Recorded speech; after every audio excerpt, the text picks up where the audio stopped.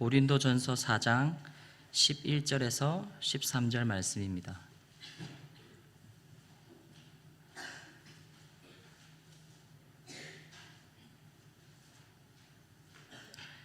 고린도전서 4장 11절에서 13절 그리고 15장 31절 말씀입니다. 다 찾으신 줄 알고 함께 봉독하도록 하겠습니다. 4장 11절에서 13절입니다. 바로 이 시각까지 우리가 줄이고 목마르며 헐벗고 매맞으며 정처가 없고 또 수고하여 친히 손으로 일을 하며 모욕당한 즉 축복하고 박해를 받은 즉 참고 비방을 받은 즉 권면하니 우리가 지금까지 세상의 더러운 것과 만물의 찌꺼기같이 되었도다. 아멘. 15장 31절 말씀입니다. 15장 31절 말씀 함께 봉독하겠습니다. 형제들아, 내가 그리스도 예수 우리 주 안에서 가진 바 너희에 대한 나의 자랑을 두고 단언하노니 나는 날마다 죽노라. 아멘. 네. 오늘의 말씀의 제목은 나는 날마다 죽노라 라는 말씀으로 하나님의 말씀을 선포하도록 하겠습니다. 성경의 땅, 특별히 그 신약의 땅으로 감사하게 답사를 무사히 잘 다녀왔습니다. 다녀올 수 있도록 허락해 주신 당회와 그리고 기도와 물질로 지원해 주신 모든 성도님들께 감사드립니다.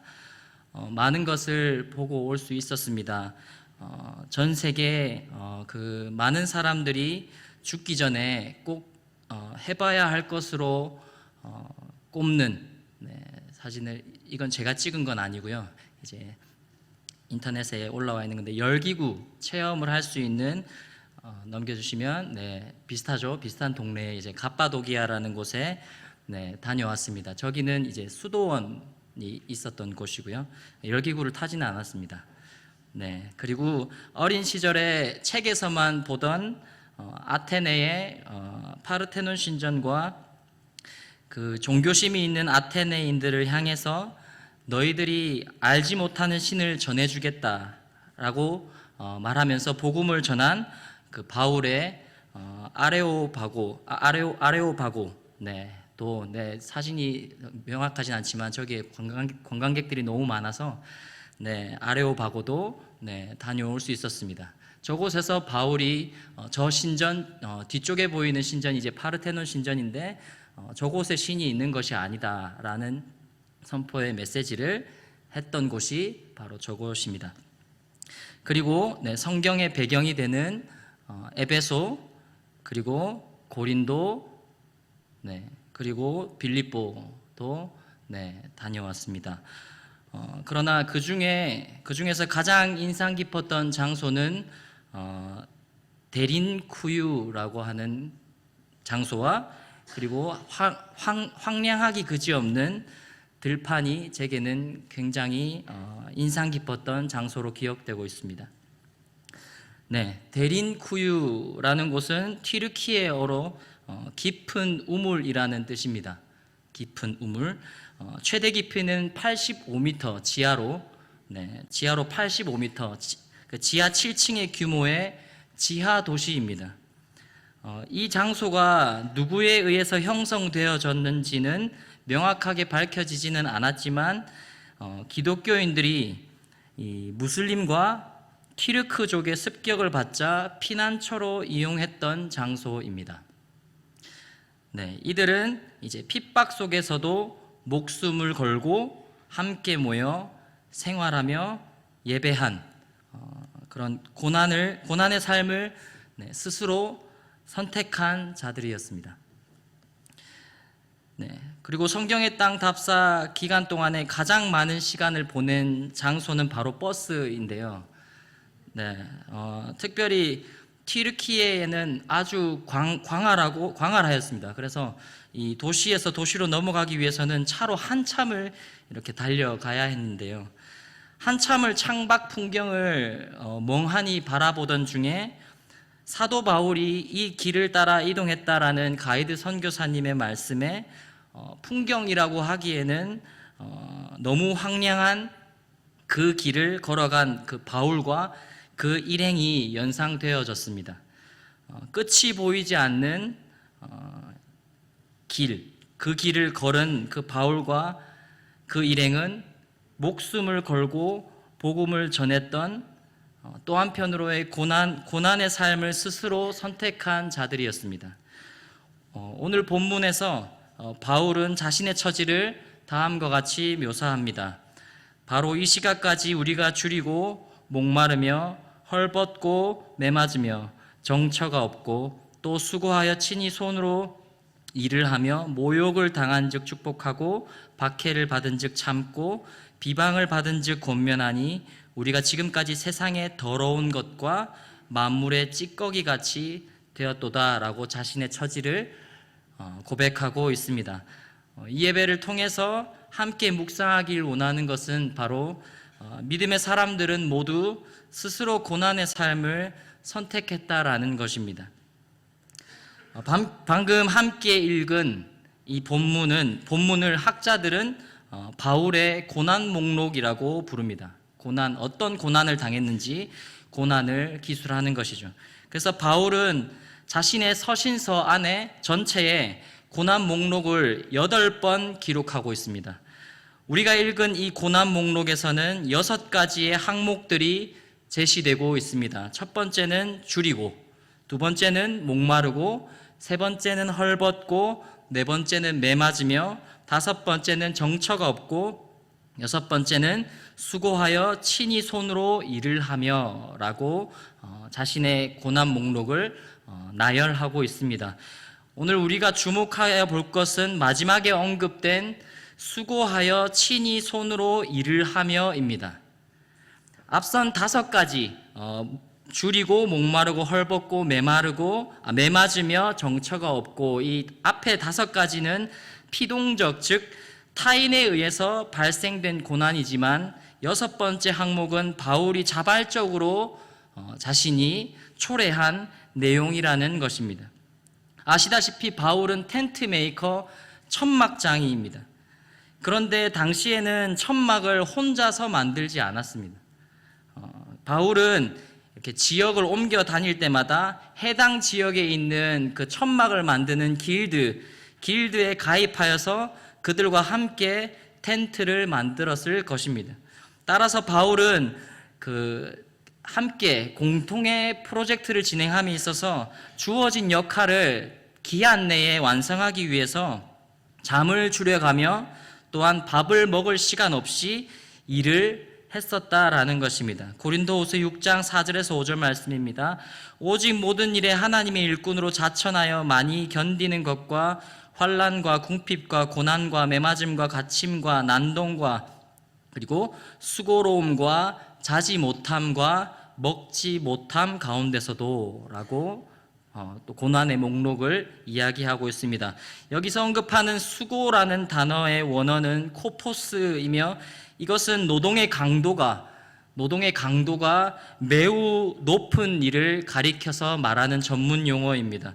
따라서 오늘 본문에서 고백하고 있는 수고하여 친히 손으로 일을 하며를 직역하면 자기 손으로 열심히 일을 하여 지쳐 있었다라고 말할 수 있겠습니다. 바울은 선교를 하면서 강도 높은 노동을 했습니다.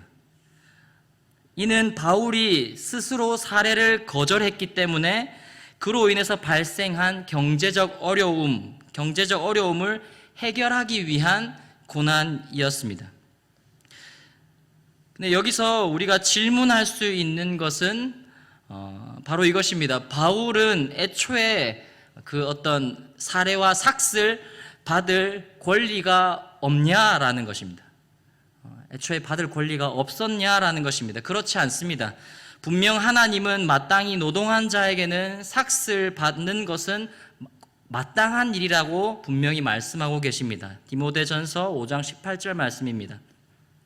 성경에 일렀으되 곡식을 밟아 떠는 소의 입에 망을 씌우지 말라 하였고 또 일꾼이 그 삭슬 받는 것은 마땅하다 하였느니라 라고 말씀하십니다. 또한 우리가 주목하여 볼 것은 이것입니다. 당시 문화적 배경 속에서 이 자기 손으로 일하는 자들은 고상한 일, 즉 일을 하지 않고 이렇게 사색을 한다든지 세상 돌아가는 이 정세를 살펴본다든지 등의 이런 고상한 일에 시선을 두면 안 되는 그런 천한 일을 떠맡은 자들, 그 천한 일을 하는 자들을 자기 손으로 일을 하는 자들이라는 그 문화적 배경 속에 있었는데, 따라서 그 고린도 교회 내에서도 그런 문화 인식이 있었다라는 것이죠. 자기 손으로 일하는 자들을 향하여, 육체 노동을 하는 자들을 향하여 멸시하는 분위기가 있었다라는 것입니다. 바울은 삭슬 받을 마땅한 권리가 있었음에도, 그리고 천하게 여김을 받는 그 문화적 배경 속에서도 왜 권리를 포기하고 천하게 여김을 받는 위치를 선택하는가라는 것입니다. 고린도후서 11장 27절 28절 말씀입니다. 우리 함께 봉독하겠습니다. 또 수고하며 애쓰고 여러 번 자지 못하고 줄이고 목마르고 여러 번 굶고 춥고 헐벗었노라. 이외의 일 고사하고 아직도 날마다 내 속에 눌리는 일이 있으니 곧 모든 교회를 위하여 염려하는 것이라. 아멘. 바울이 날마다 가장 크게 염려했던 것은 자신의 삶에 펼쳐지는 고난의 다양한 고난을 겪기 때문으로 인해서 자신의 삶을 염려했던 것이 아니라 교회에 대한 것이었습니다. 바울은 성도들이 신체적으로나 재정적으로 어려움에 처하게 되는 것에 굉장한 염려를 가지고 있었고, 무엇보다 성도들의 믿음이 그러한 어떤 실제적인 어려움으로 인해서 믿음이 실족하게 되는 것에 대해서 굉장히 걱정을 많이 하였다라는 것이죠. 바울 서신에 결코 적지 않은 숫자인 총 8번에 걸쳐서 고난 목록이 등장합니다. 이것은 마치 남자들이 자신의 아주 그 강인함을 자랑하기 위해서 어떤 부대에 나왔다 내가 라는 등의 그런 뉘앙스의 말이 아닙니다. 내가 꽤나 힘든 부대에 나와가지고 나는 그것을 다 견뎌낸 어떤 그런 자신의 어떤 자랑을 하기 위해서 고난 목록을 우리는 일상에서 읊조리기도 합니다. 아내들이 자신의 헌신을 자랑하기 위해서 말 안 듣는 큰아들을 키우고 있음을 말하는 것과 비슷한 맥락인데, 바울은 결코 그러한 맥락 속에서 자신의 고난 목록을 읊어주는 것이 아니었습니다. 바울은 자신이 당한 고난과 그리고 취한 고난을 열거하는 이유는 그 고난을 견딘 자신의 강함을 드러내는 것이 아니라 그 고난 속에서 자신은 철저히 연약했으며 그 가운데 자신이 할 수 있었던 것은 하나님을 의지하는 것이었고, 그리고 그렇게 하나님을 의지할 때에 그 고난의 자리에서 하나님의 강함을 경험할 수 있었기 때문이라고 사도 바울은 말합니다. 고린도후서 1장 8절에서 9절 말씀입니다. 함께 읽겠습니다. 형제들아, 우리가 아시아에서 당한 환난을 너희가 모르기를 원하지 아니하노니 힘에 겹도록 심한 고난을 당하여 살 소망까지 끊어지고 우리는 우리 자신이 사형 선고를 받은 줄 알았으니 이는 우리로 자기를 의지하지 말고 오직 죽은 자를 다시 살리시는 하나님만 의지하게 하심이라. 아멘. 한 구절 더 있습니다. 제가 봉독하겠습니다. 그러므로 내가 그리스도를 위하여 약한 것들과 능력과 궁핍과 박해와 곤고를 기뻐하노니 이는 내가 약한 그때에 강함이라 라고 말씀합니다. 바울이 고난을 스스로 취하고, 자신의 삶에 스스로 취하고, 그리고 고난 목록을 나누며 자신의 연약함을 감추기보다 드러내는 이유는 오직 성도들이 현실의 문제 속에서 실족하지 않고 하나님을 향한 믿음을 가지길 원했기 때문인 것입니다.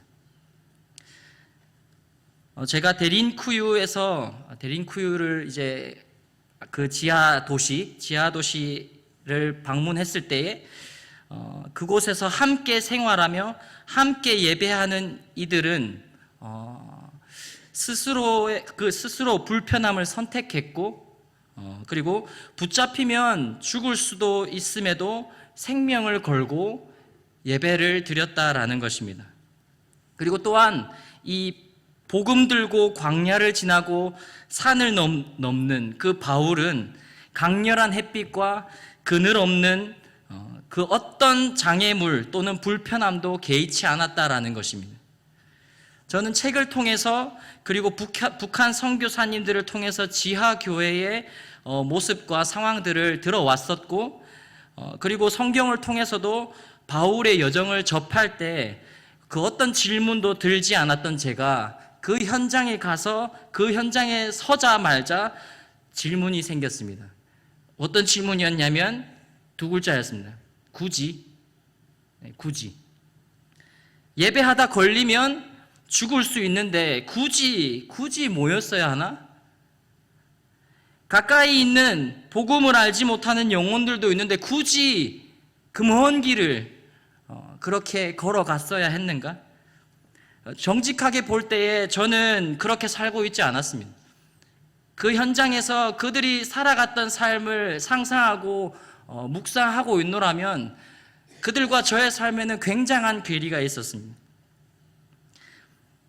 그래서 그들의 삶과 나의 삶이 너무나 큰 간극 속에 있었기 때문에 제 내면 속에서는 굉장한 혼란이 있었습니다.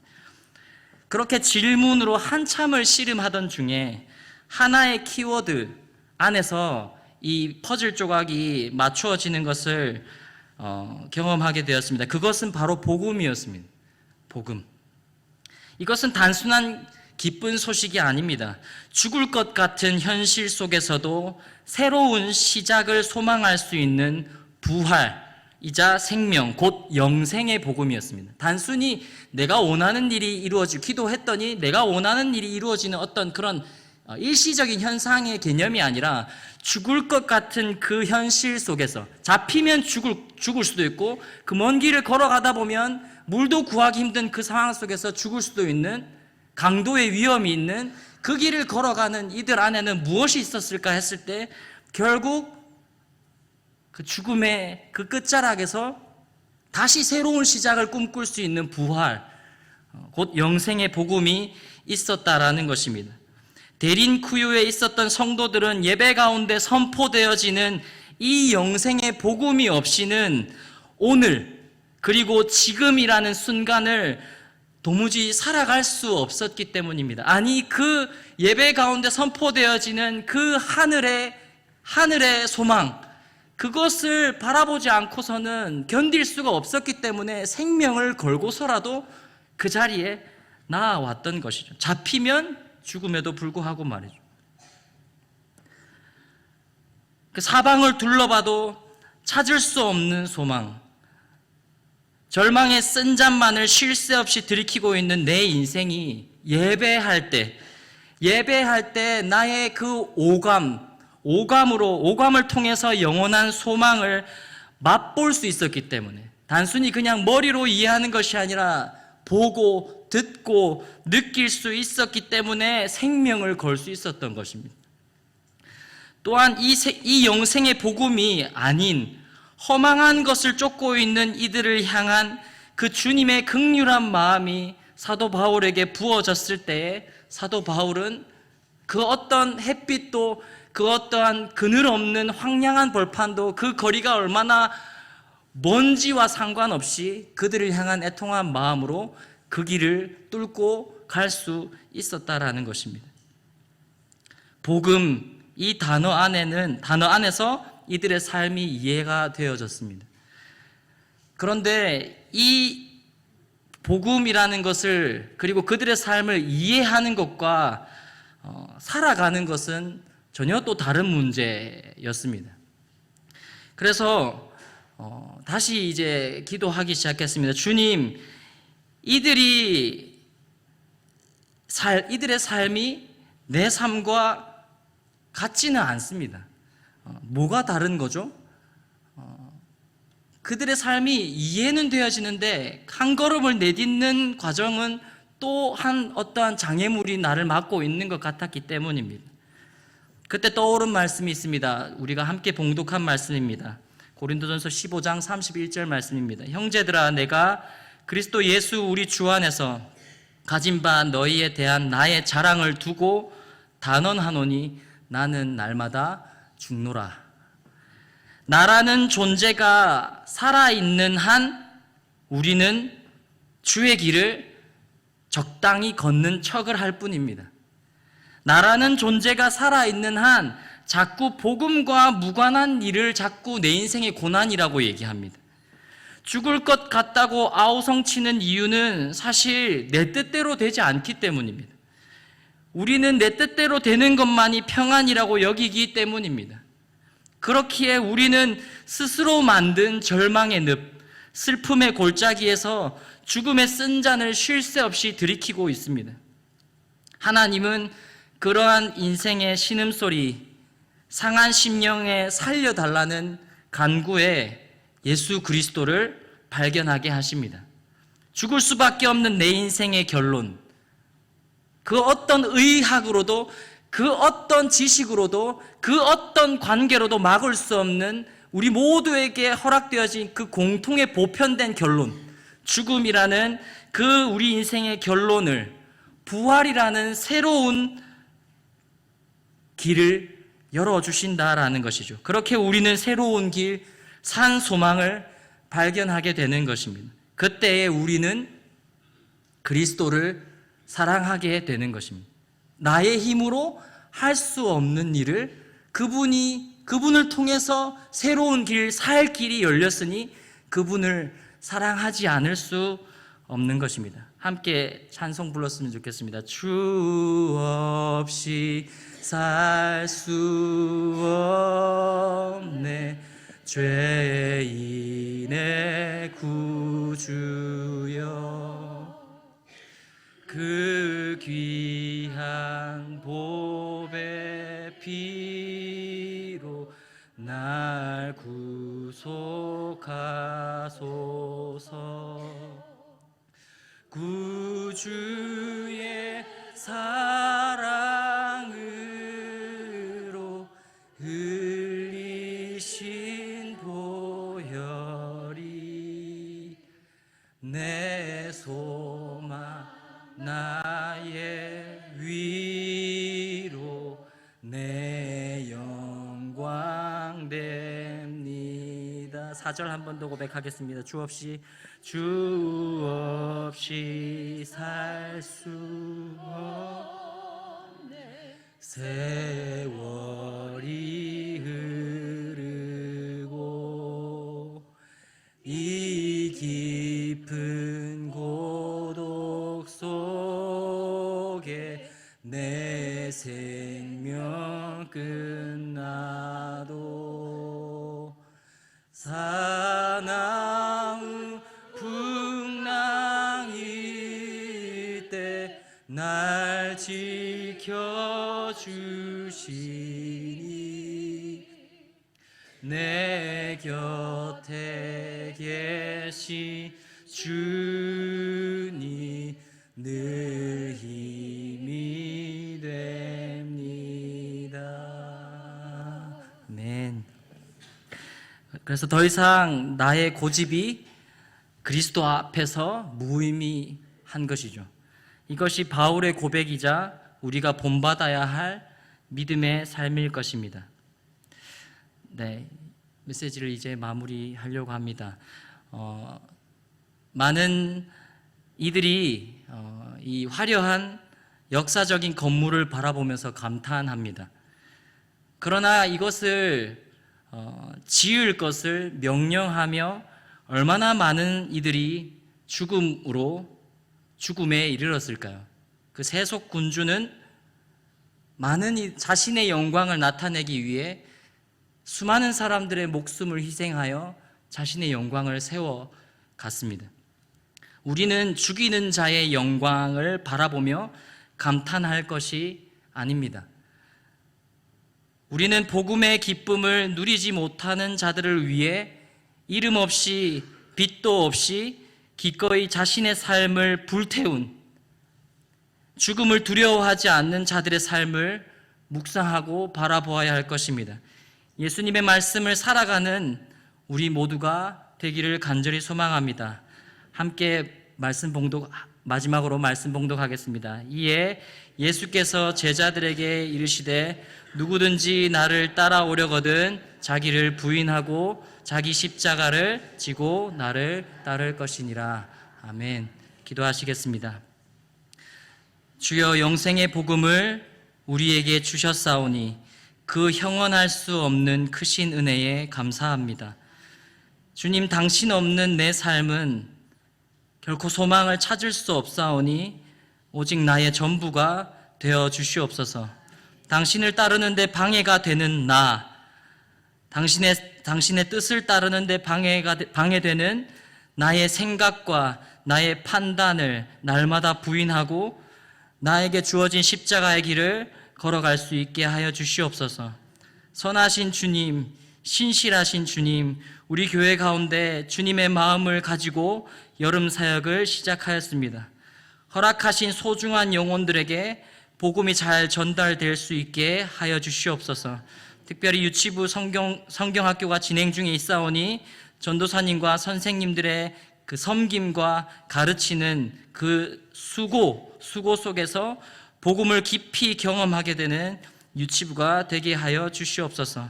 이 땅의 모든 신자들이 가시적인 영광이 아니라 많은 이들을 옳은 대로 돌아오게 하는 자들이 되게 하셔서 별과 같이 영원토록 빛나게 하여 주시옵소서. 감사드리며 예수님의 이름으로 기도드렸습니다. 아멘. 네, 목사님 축도하심으로 예배를 마치도록 하겠습니다.